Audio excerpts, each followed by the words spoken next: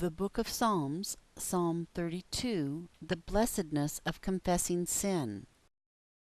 In studying this psalm, 1.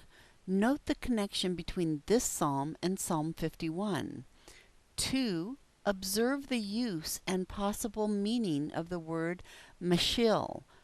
3. Be impressed with the importance of confessing our sins to God. This psalm was written by David, Romans 4:6-8, and is generally thought to have been composed after he received forgiveness in the matter of Bathsheba, 2 Samuel 11:1-12 and 15. In seeking forgiveness, he had promised to teach transgressors your way, Psalms 51:13, and with this psalm he fulfilled his promise.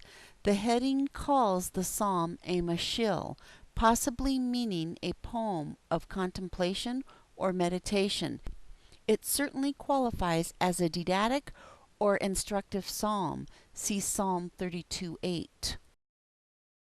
It begins with stating the blessedness or joy of forgiveness, where the Lord does not count one's sins against him, and in whose spirit there is no guile. Psalms 32:1-2.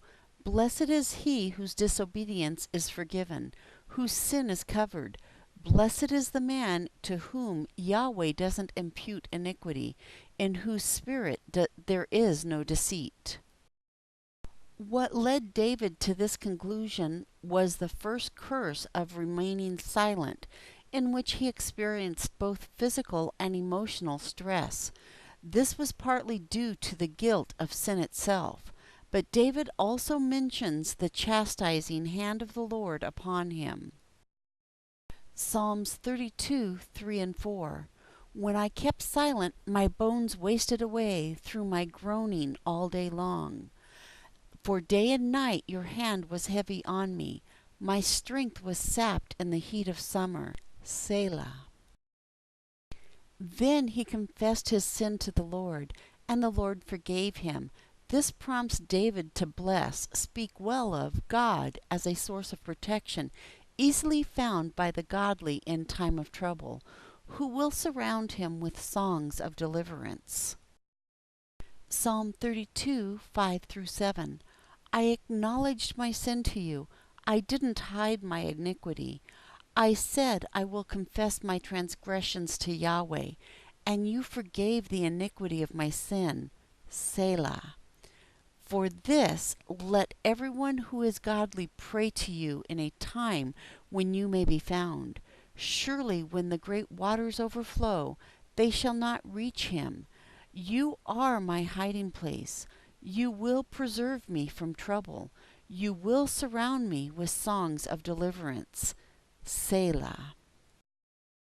This psalm ends with David, though some think it is God speaking, offering to instruct and teach one in the way he should go.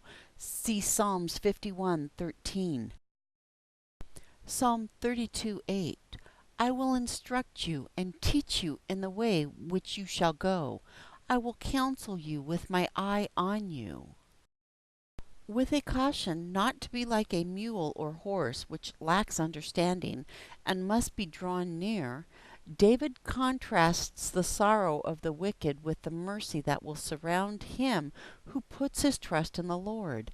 This ought to cause the righteous to be glad in the Lord, and the upright in heart to shout for joy. Psalm 32:9-11.